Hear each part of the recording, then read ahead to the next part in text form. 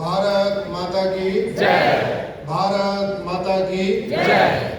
जय सिया राम। जय श्री राम। जय सिया राम। जय श्री राम।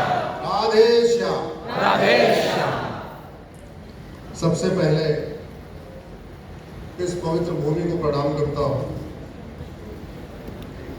अपने सभी पूर्वजों को प्रणाम करता हूँ जिन्होंने असंख्य यातनाएं देखी, जजिया दिया, टैक्स दिया, लेकिन धर्म परिवर्तन नहीं किया। और मेरा नाम अश्विनी उपाध्याय आज भी इसलिए पड़ा हुआ है।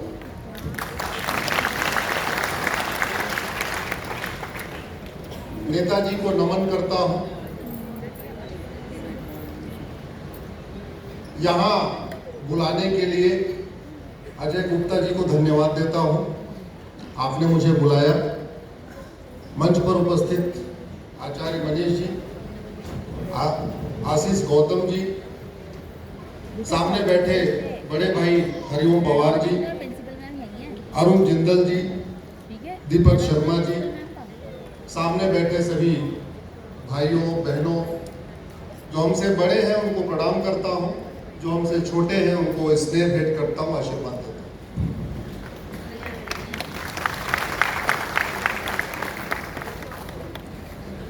आज 2025 का ये मेरा 101वां जिला है।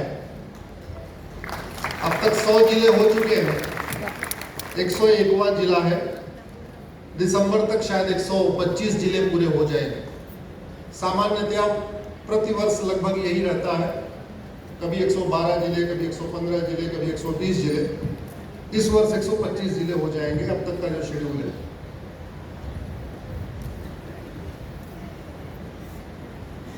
एक बात मैं इंजीनियर होने के नाते आपको बता रहा हूं, वकालत करने से पहले मैं इंजीनियर था। इंसान के द्वारा शुरू की गई कोई समस्या लाइलाज नहीं होती। ऊपर वाले की दी हुई समस्या लाइलाज होती है। बादल फट गया, भूकंप आ गया, बाढ़ आ गई, सुनामी आ गई, धूप बहुत ज्यादा है, ठंडी बहुत ज्यादा है। ऊपर के द्वारा दी गई समस्याएं हमारे बस में नहीं है, उनको कंट्रोल नहीं कर सकते।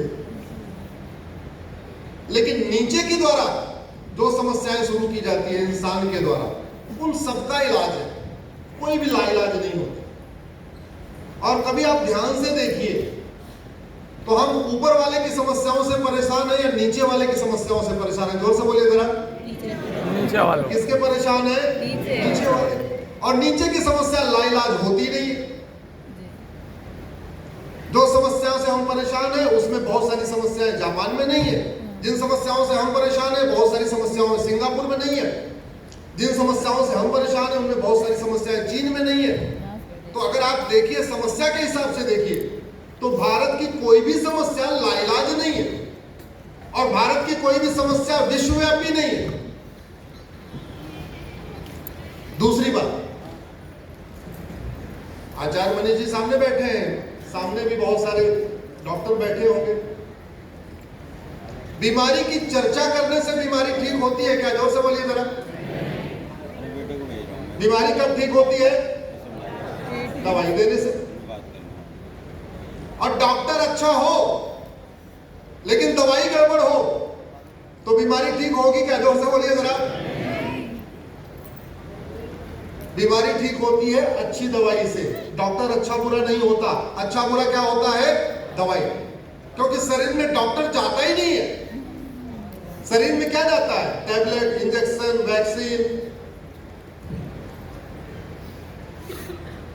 अच्छी बात यह है पिछले 10-12 सालों में ऐसा बदलाव आया भारत में कि कम से कम अब बीमारी की चर्चा होने लग गई। नहीं तो पहले बीमारी की चर्चा ही नहीं होती थी। पहले लोगों को पता था ये समस्या, ये समस्या, ये समस्या, ये समस्या, लेकिन उन समस्याओं के बारे में भी बात नहीं करते थे। अब कम से कम इतना बड़ा परिवर्तन आ गया। अब वो परिवर्तन मैं कहता हूं 2014 के बाद आया।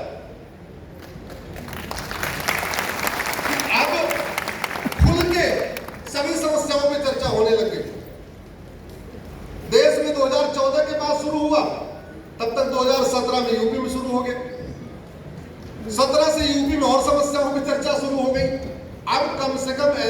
समय है, एक ऐसा माहौल है कि हम बड़े आराम से खुल के सभी समस्याओं पे चर्चा करने लग गए।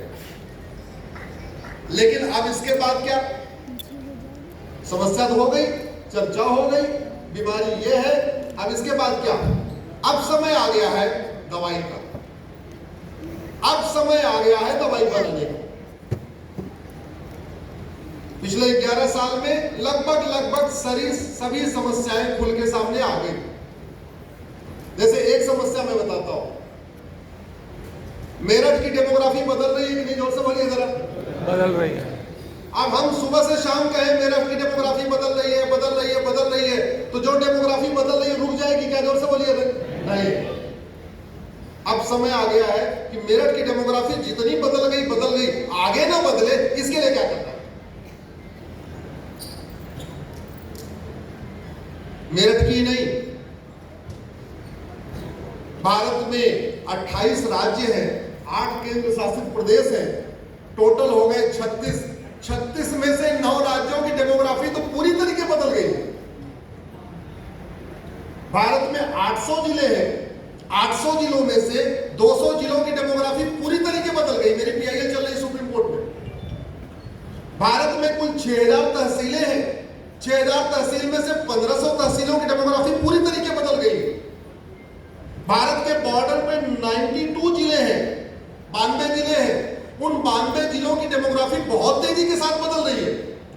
भारत के बॉर्डर पे कुल 300 तहसीलें हैं, उन 300 तहसीलों की डेमोग्राफी बहुत तेजी के साथ बदल रही है। लेकिन मैंने बता दिया, आपने सुन लिया, इसके बाद क्या?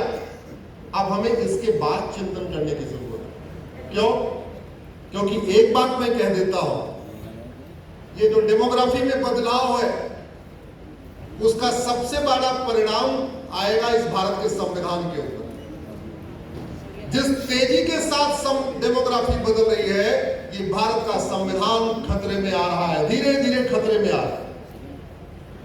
इस डेमोग्राफी बदलाव जिस तेजी के साथ हो रहा है, उससे डेमोक्रेसी को बहुत बड़ा खतरा है। ये डेमोग्राफी में जो बदलाव आ रहा है, उससे भारत की सेकुलरिज्म को बहुत बड़ा खतरा है, धर्मनिरपेक्ष स्वरूप को बहुत बड़ा खतरा है। ये जो डेमोग्राफी में बदलाव आ रहा है, वो भारत की संस्कृति को खतरा है, वसुधैव कुटुंबकम के विचार को खतरा है, नारी तू नारायणी के विचार को खतरा है, सर्व मंगल मांगल्ये शिवे सर्वार्थ साधिके के विचार को खतरा है, सर्वे भवन्तु सुखिनः सर्वे सन्तु निरामया के विचार को खतरा है, जननी जन्मभूमिश्च स्वर्गादपि गरीयसी के विचार को खतरा है।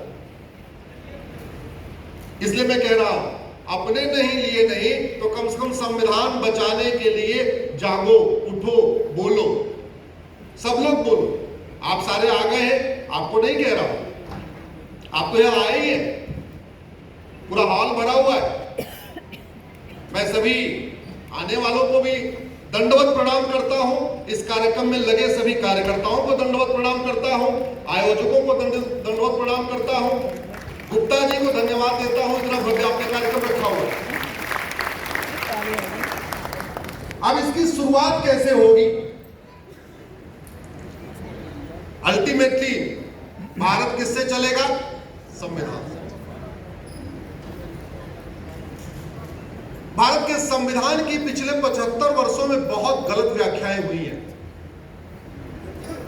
गलत व्याख्याएं क्यों हुई?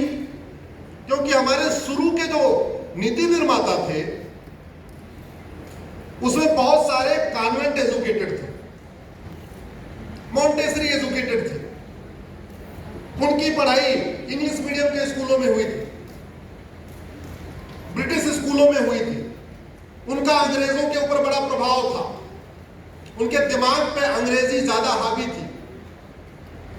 वो हमारे नीति निर्माता बन गए, लेकिन उनको धर्म और रिलीजन का अंतर ही नहीं पता था। उन्होंने धर्म को रिलीजन समझ लिया, रिलीजन को धर्म समझ लिया। वो हमारे नीति निर्माता बन गए, लेकिन उन्होंने संविधान की ऐसी गलत व्याख्या किया, जिसके कारण धीरे धीरे धीरे धीरे पिछले 75 वर्षों में हम डूबते चले गए।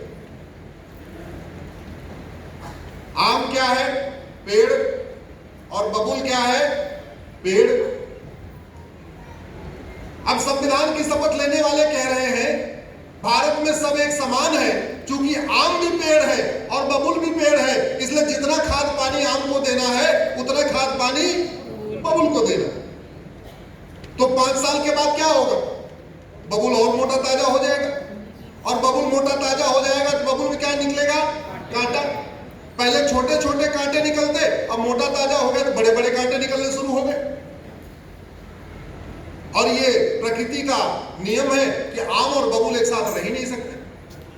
आप किसी बगीचे में देख लेना जाके, आम के बगल में बबुल लगा दो, बबुल के बगल में आम लगा दो, अल्टीमेटली आम सूख जाएगा। आम और बबुल एक साथ रह ही नहीं सकते, ये प्रकृति का स्वरूप है।